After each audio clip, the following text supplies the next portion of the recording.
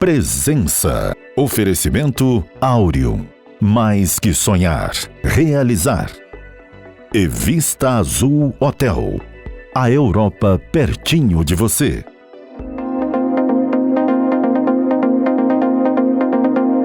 A presença hoje é a de um especialista do mundo corporativo com a vasta experiência de décadas, exatamente 40 anos, se ocupando de planejamento estratégico de empresa, de sucessão familiar, com a formação em PhD em Business nos Estados Unidos por Universidade Americana, com atuação nos Estados Unidos, aqui no Brasil, recorrentemente, e agora expandindo seu campo de atuação para a Europa. Eu me refiro a Cláudio Tosta, com quem nós vamos conversar agora.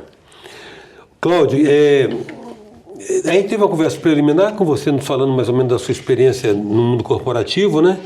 E é uma questão interessante. Primeira coisa que a gente tem interesse e curiosidade de saber, Cláudio, que você lidando com tantos interlocutores diferentes do mundo corporativo, a gente consegue identificar características comportamentais diferentes, por exemplo, do empreendedor americano, norte-americano e do brasileiro? Bom, antes de tudo, quero te agradecer. Obrigado aí pela oportunidade de bater um papo com você. Fico muito feliz, né? Te acompanho há bastante tempo. É uma honra estar aqui com você. Para mim é um privilégio estar com você, sinceramente. Muito obrigado a você, a Rede TV, agradecer a Deus, agradecer a Humberto e toda a equipe que está nos acompanhando aqui. Sim, existe uma questão cultural. A diferença é cultural. Vou te dar um exemplo. Se você vira para um empresário brasileiro e fala assim, você já fez o seu testamento? É uma coisa simples, ok? Boa parte deles vai virar e vai falar assim, você quer que eu morra, né? Você está desejando que eu morra. Está agorando, né? Está me agorando. Se você fala isso para um empresário americano, ele funda a empresa no dia seguinte ele já começa a pensar na perpetuidade, na sucessão. Então é uma questão cultural. Tem um estudo da Organização Mundial do Comércio que mostra que, na média, para mudar uma cultura leva 200 anos. Exemplo, usar o cinto de segurança sem medo da multa. Na média, 200 anos. Tem local que é mais, tem local que é menos. Parar de roubar, não parar em faixa dupla. Coisas desse tipo, na média, leva 200 anos. Tem coisa que é menos. O cigarro, para a turma mais nova, foi menos de 200 anos. Eu me lembro que eu estava no Hospital do Câncer na época ainda, e houve uma campanha muito forte. Então, os jovens passaram a fumar menos. Mas talvez, se a campanha acabar, ou se ela acabasse, não tivesse chegado onde chegou. Ou se tirar a multa do cinto de segurança, as pessoas voltem a usar o carro, a dirigir sem o cinto. Então é uma questão cultural. Então existe sim uma diferença muito grande de cultura. E é a formação, não é da noite para o dia, né? Isso é desde a época da colonização, depois a guerra de sucessão e assim por diante, que levaram a cultura americana, como levaram a nossa também. Não tem nada melhor nem pior, apenas diferente.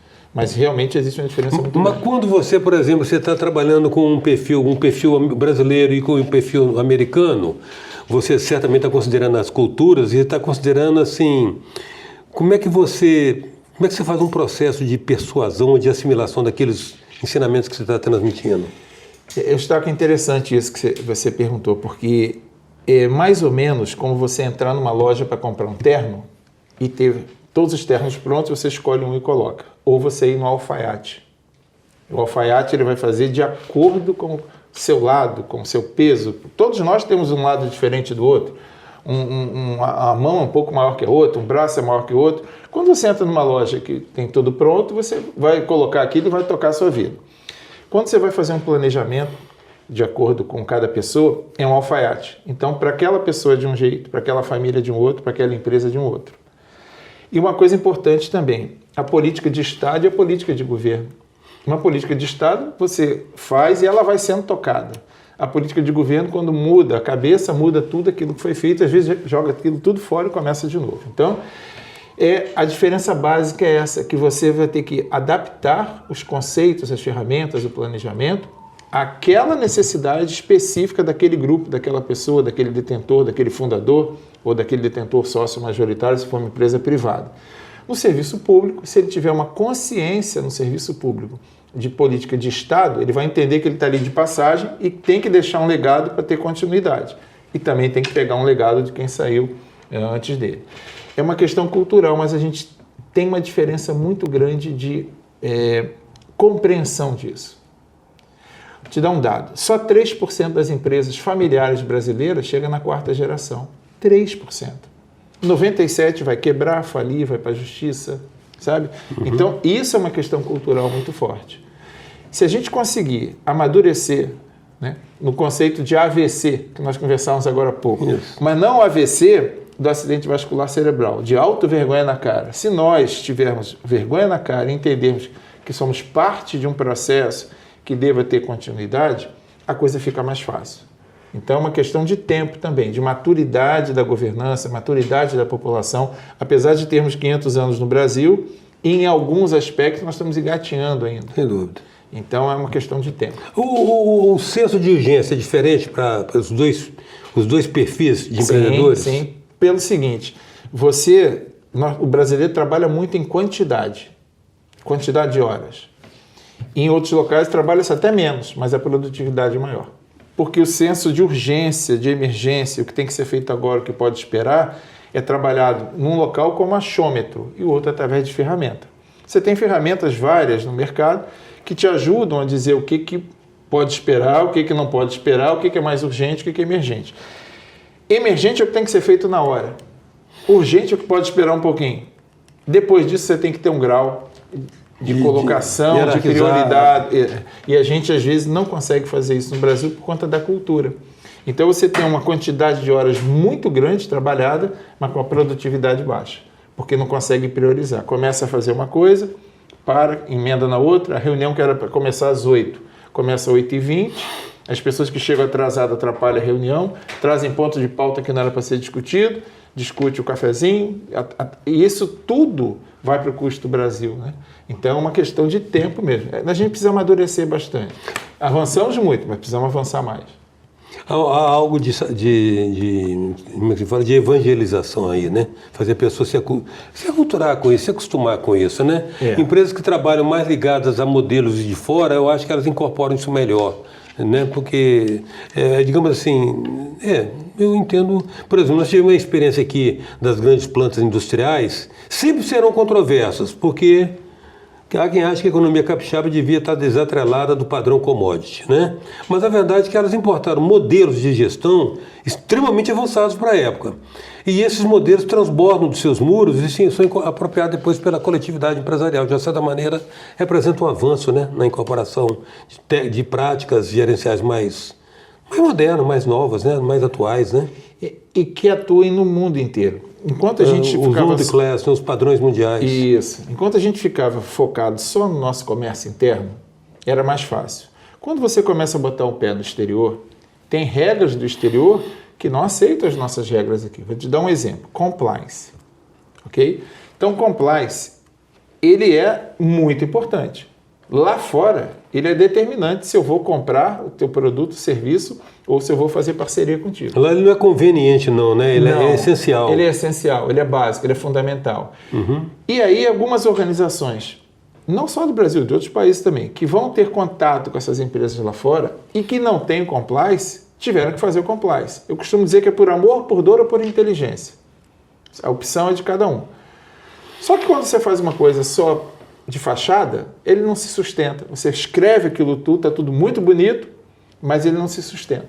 Tem uma ferramenta, você que gosta muito das coisas orientais, chamada 5S. Né? Que você que é desde os anos 50. Pronto. Né? Então, você tem papel a mais. O 5S, em outros locais, funciona depois da visita.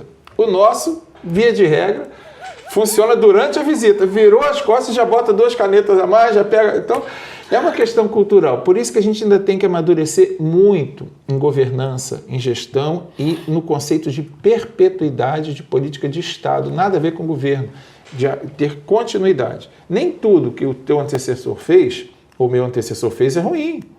A gente não precisa jogar fora ou mudar o nome e pintar de outra cor. Porque você pega, por exemplo, o Enola Gay, o avião sobrevoa o Japão, solta a bomba em cima de Hiroshima e Nagasaki.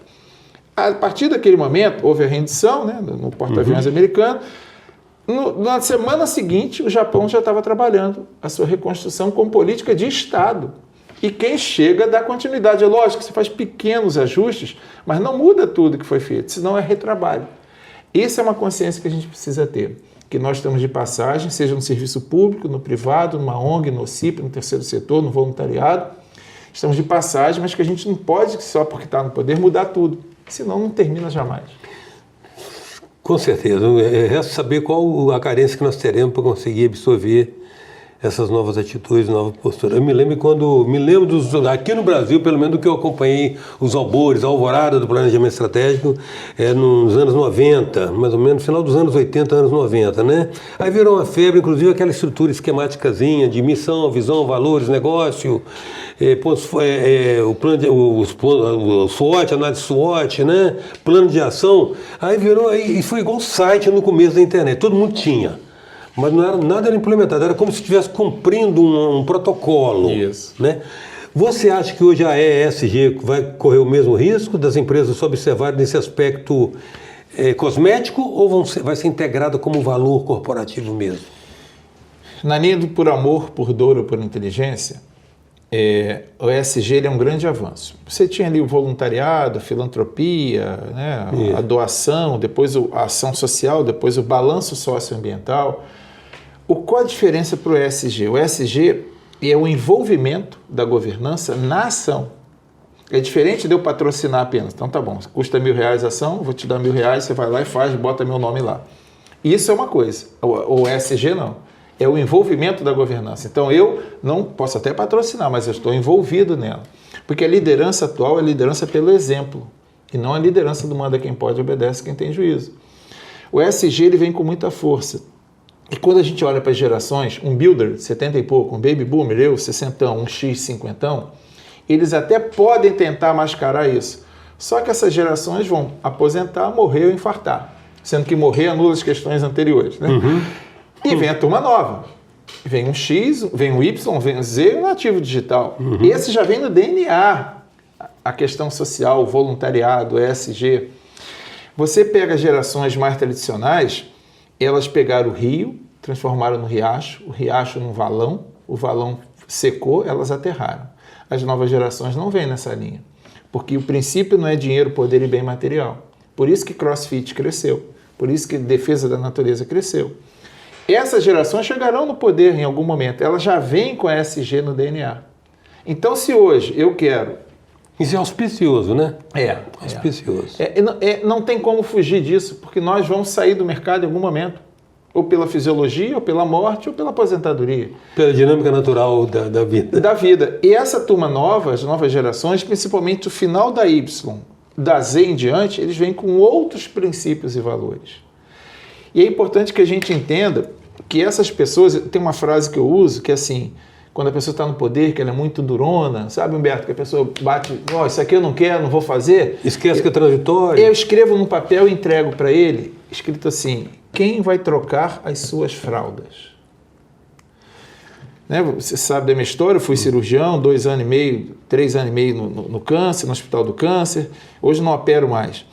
Quantas daquelas pessoas que eu acompanhei, hoje eu acompanho como amizade, não tecnicamente. Cirurgião com titulação de doutor, né? De doutorado. Eu tenho mestrado e doutorado. Mas foram 3.000 pacientes gratuitamente que eu operei. Mas quando você chega para uma pessoa no final da vida, ela não fala em poder, dinheiro e bem material. Ela quer pedir perdão a alguém, ela quer voltar no tempo, ela quer pegar o filho na escola, sabe? Esse tipo de coisa, ele faz a reflexão. Então, o ESG ele vem nessa linha, dessas novas gerações, que não tem como princípios e valores poder, dinheiro e bem material, é qualidade de vida. O indicador que era QV, qualidade de vida, virou QVT, qualidade de vida no trabalho, uns 30 anos. Hoje é QVST, qualidade de vida e satisfação no trabalho. Se eu não estiver satisfeito, as novas gerações, você não precisa mandar embora, ela mesma já sai. Por isso que turnover virou normal. A presença hoje é do consultor Cláudio Tosta. A gente volta já.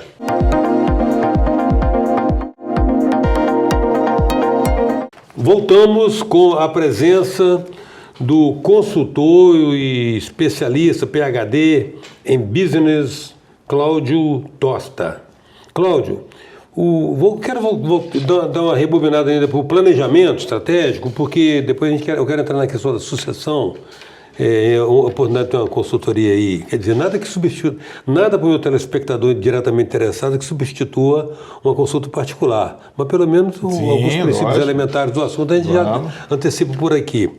Tem aquele velho conceito de que uma corrente é tão forte quanto o seu elo mais fraco. No planejamento estratégico, o que normalmente tende a comprometer ou concorrer para que ele não aconteça segundo os seus objetivos?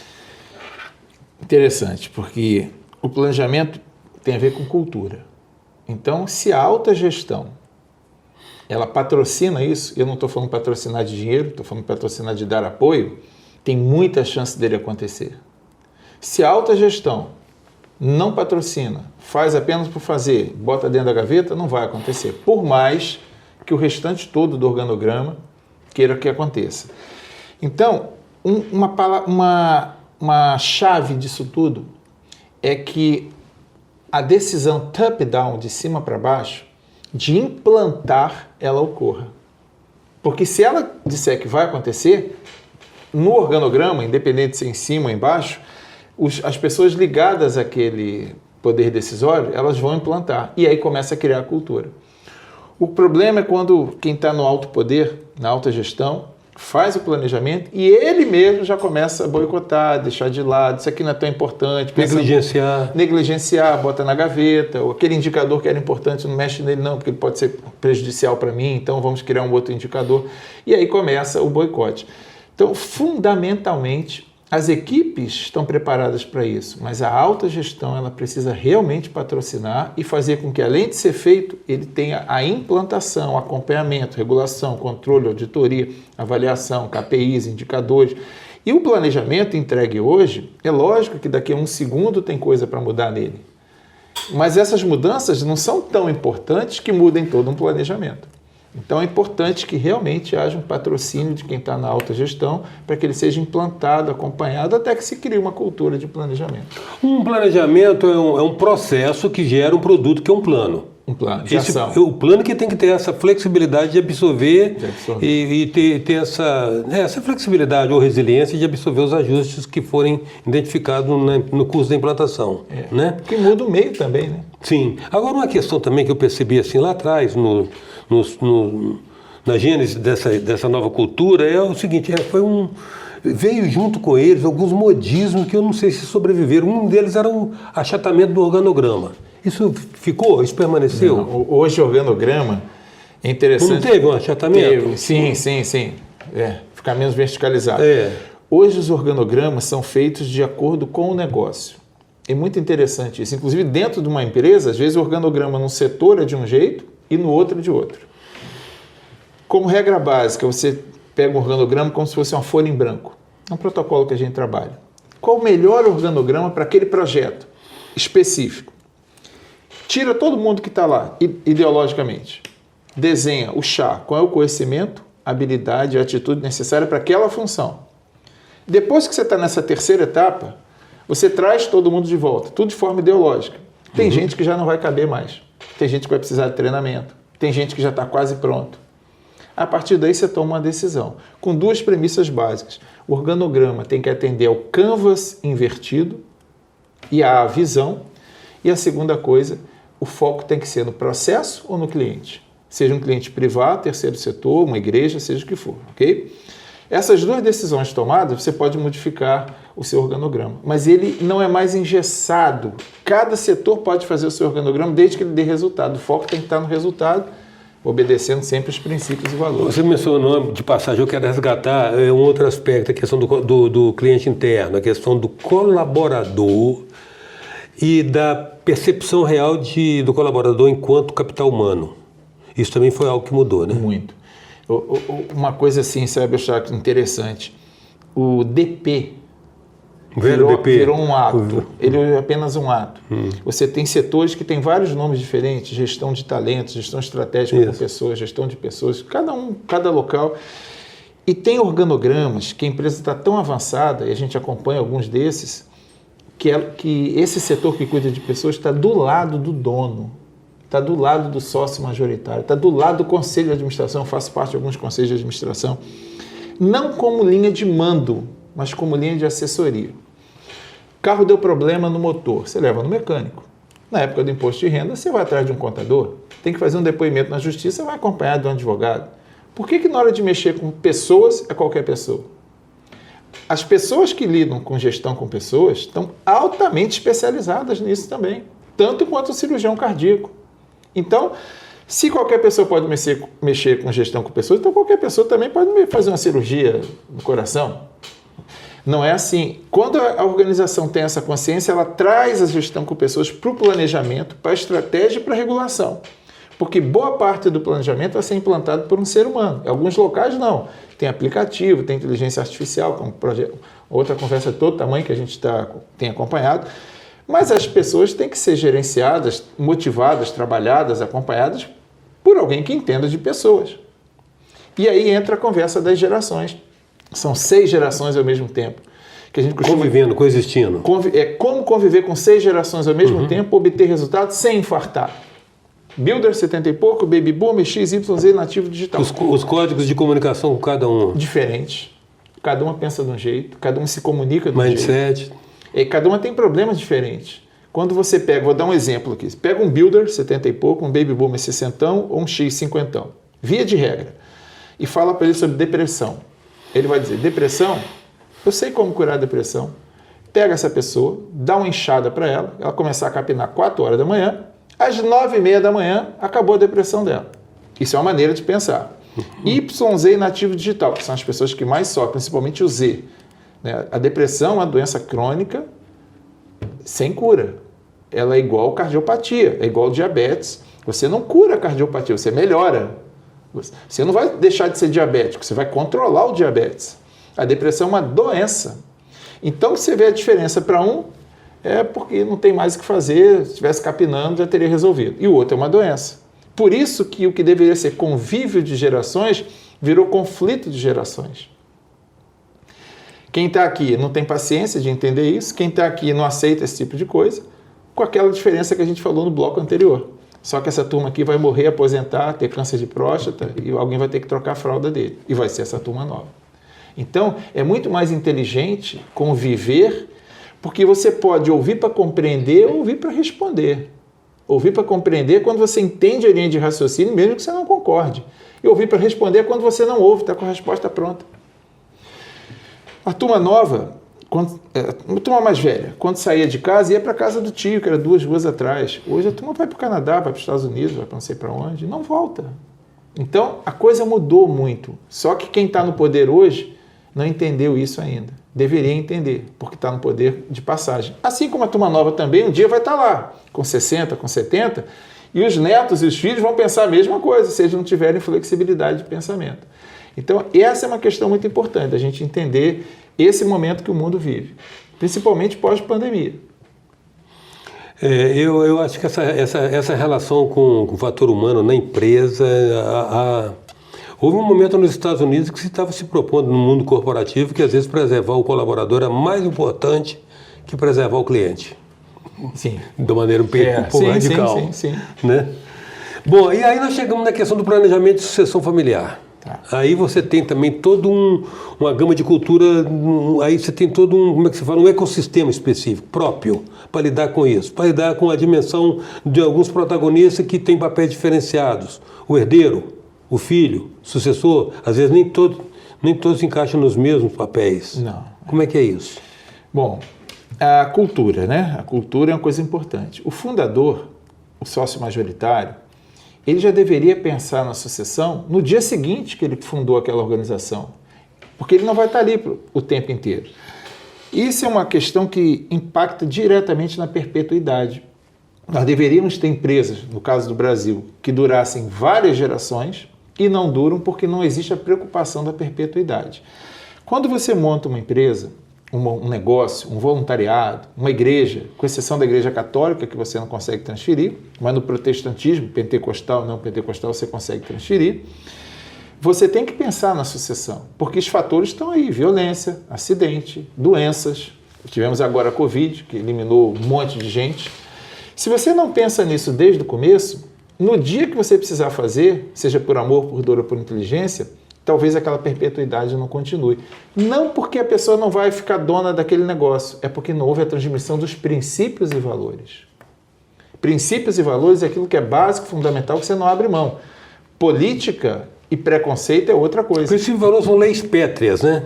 que não mudam. Se mudar é porque não é mais você, ou porque não é mais aquela empresa.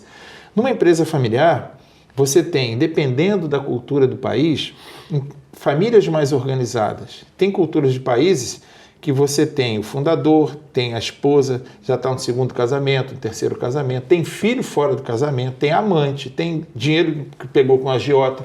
Tem uma série de fatores que precisam ser discutidos, e aí nem sempre o fundador ou a fundadora ou o sócio majoritário abre isso para a família, porque não adianta ele tapar o sol com a peneira. Quando ele for a óbito, aquela família vai ter problema. Às vezes até óbito entre a própria família. Então é uma questão, sim, muito de cultura, uma questão de governança corporativa e de entender que, às vezes, tudo que a pessoa construiu durante uma vida inteira, se não houve um preparo técnico e emocional, pode acabar da noite para o dia. Então, a perpetuidade não é do negócio, é de princípios e valores. Nós trabalhamos com crianças a partir de 8, 9 anos de idade, participando de conselho de administração mirim, é um protocolo que a gente trabalha, e começa a ter contato. Agora, se ele vai ser só filho, herdeiro, sucessor, o processo vai dizer. Mas e a filtragem, a peneira aí são os princípios e valores, então. Quem melhor se ajusta, se adapta e adere, está mais qualificado. Está mais qualificado. E aí tem que ter maturidade dos fundadores para entender que ele tem 6 filhos, mas só 2 têm perfil para sucessão. Os outros têm perfil para ser herdeiro e às vezes nem para ser herdeiro. É apenas filho, ele não quer nem ser herdeiro, não quer saber, nem a preparação, que a gente faz formação de sucessor, preparação de herdeiro. Tem filhos que nem a preparação do sucessor e nem formação de herdeiro querem fazer. Vamos dizer, papai morrer, mamãe morrer, eu vejo o que eu vou fazer. Cláudio, nosso tempo está esgotado, mas eu queria que você discorresse rapidinho sobre suas metodologias, uma que é voltada para o mundo corporativo e outra para o plano pessoal. E como é que é a sua disponibilidade, como é que você atende, como é que você está operando? Em 89 eu escrevi 2 métodos. Um chamado método A+, no Brasil, lá fora é o I+, que é um método de planejamento e estratégia de negócio. Público, privado, ONG, OCIP, OS. É uma imersão de 9 horas, em que tem diagnóstico, cenário, tendência, canvas invertido, como conviver com as 6 gerações diferentes, as principais ferramentas de planejamento, opções de estratégia, plano de ação, regulação, controle, avaliação, auditoria. Isso leva 8, 9 horas, a pessoa pega aquilo e vai tocar a vida dela. O outro é o PEP, também escrito em 89, que é o Planejamento Estratégico Pessoal, que eu chamo do AVC, que é auto-vergonha na cara. E aí é uma questão pessoal, que a pessoa tem que ter coragem. Está comprometido consigo mesmo. Consigo mesmo, inclusive de mexer na pedrinha, dentro daquela ideia que a gente conversou, tem que mexer na pedrinha e não na ondinha. Se ela tiver esse comprometimento, se ela tiver AVC, auto-vergonha na cara, e quiser fazer, ela vai fazer um planejamento pessoal de vida que vai mudar a vida dela. Fora isso, não adianta, porque ela vai mexer em algumas coisas, não vai mexer em todas, vai guardar tudo na gaveta e não vai implantar aquilo. Então, são 2 coisas bem separadas. Uma é só para a empresa e outra só para a vida pessoal. Quero agradecer muito sua presença, sua disponibilidade, Cláudio. De fato, esse TEDzinho aqui que você fez para nós. Em outras circunstâncias, gostaria de tê-lo aqui também, porque nós temos uma expressiva audiência no meio empresarial, audiência de nicho, de pessoas que estão sempre procurando se atualizar com o conhecimento dinâmico da vida corporativa. Muito grato. Eu que te agradeço, mais uma vez obrigado a você, a Rede TV, toda a sua equipe. Uma honra estar aqui com você, eu já te acompanho há bastante tempo, sou seu fã, né? E para mim é uma honra poder discutir, conversar. Estamos aqui à disposição. Estando aqui no Brasil, estamos aqui à disposição, estando fora também, o WhatsApp funciona. Nós usamos muito o WhatsApp, lá fora não usa quase nada, mas aqui o nosso funciona em qualquer lugar. Muito obrigado aí pela oportunidade, conte comigo. Valeu, Cláudio. Grato. Cláudio Tosta, PhD em Business, e deu essa pequena aulinha para nós aqui, e por isso nós somos tão gratos a ele. Ele foi a nossa presença. Até já.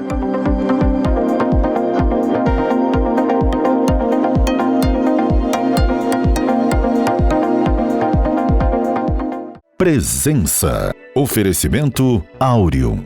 Mais que sonhar, realizar. E Vista Azul Hotel. A Europa pertinho de você.